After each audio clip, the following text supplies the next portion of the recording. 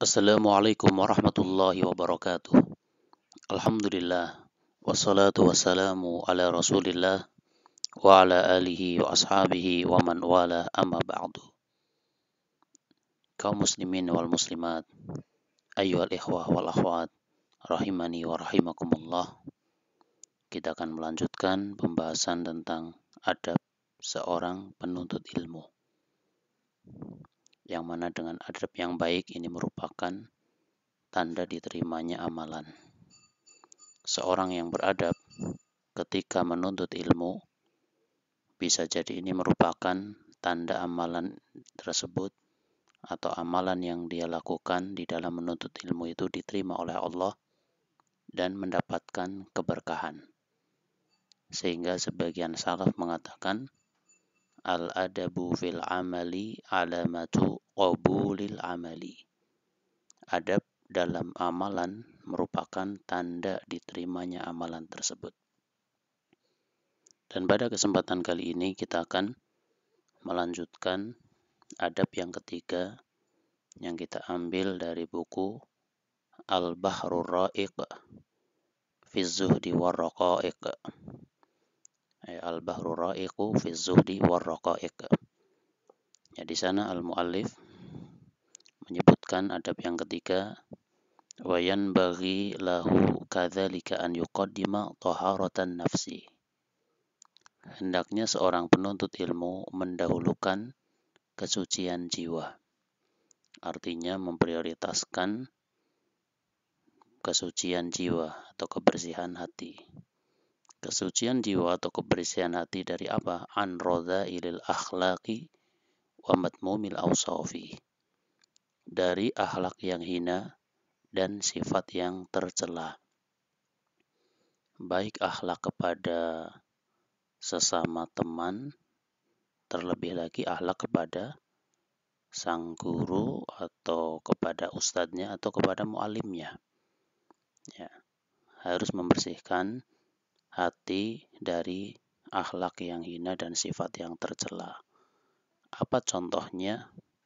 Contohnya sesama teman saling hasad misal. Ya, ketika kita melihat mungkin teman kita dia memiliki prestasi yang di atas kita, maka boleh hasad dari sisi hasad ingin seperti dia, bukan hasad yang tercela, ya bukan iri yang tercela, yaitu iri yang menjadikan ada perasaan benci, dendam dan yang semacamnya. Tapi di situ dibolehkan dari sisi saya ingin seperti dia, bahkan saya ingin bisa lebih dari dia. Ini terhadap sesama teman misal. Apalagi kepada seorang guru, ya, kepada ustadznya, kepada muallimnya, kepada siapapun yang mengajarkan ilmu kepadanya. Hilangkan perasaan-perasaan yang tercela, ya sifat-sifat yang tercela atau akhlak yang hina. Mungkin menganggap bahwasannya gurunya ini lebih tidak mengetahui dibandingkan dia misal, atau meremehkannya. Ya maaf saja terkadang ya ada terasa semacam itu ya. Ada sebagian mungkin dari murid ini di dalam memberikan sikap itu kadang terkesan seperti meremehkan.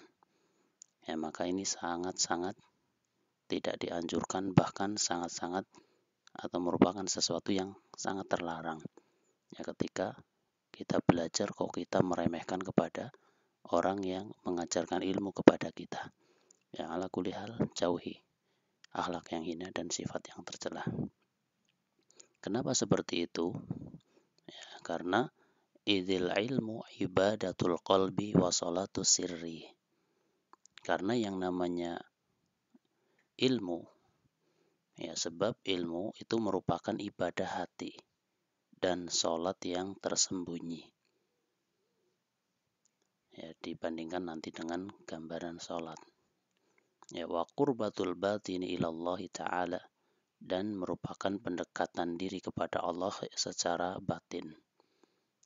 Ya, jadi ilmu dan mencari ilmu itu termasuk bagian dari taqarrub ilallah, ya, bentuk mendekatkan diri kepada Allah secara batin.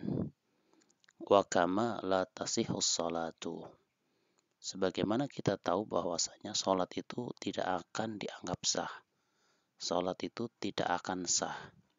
Allati hiya wazifatul jawarihil zahirati, yang mana kita juga tahu salat itu merupakan tugas anggota tubuh yang bersifat lahir. Ya, salat merupakan ibadah zahir, ibadah lahir. Ya, salat yang seperti itu yang merupakan ibadah yang bersifat zahir atau lahir saja, dia tidak akan sah illa bi tathhiril zahiri anil ahdasi wal akhbasi, melainkan dengan membersihkan lahir, ya, membersihkan lahir atau zahir dari hadas dan najis.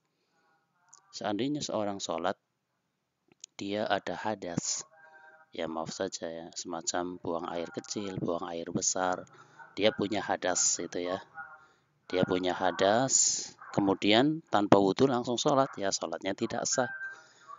Atau di tubuhnya atau tempat sholatnya ada najis, dia tidak hadas tapi tempatnya atau pakaiannya ada najis, juga sholatnya tidak sah.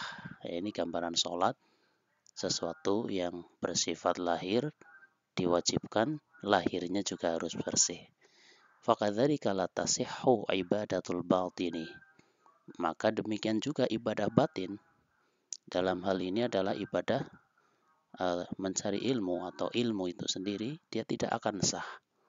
Wa imaratul qalbi bil ilmi, dan ketenangan hati, yang mana ketenangan hati itu dengan menuntut ilmu, itu juga tidak akan sah illa ba'da taharatihi an khaba'isil akhlaqi wa anjasil awsafi, melainkan dengan mensucikan atau menyucikan diri dari akhlak yang keji dan sifat yang najis.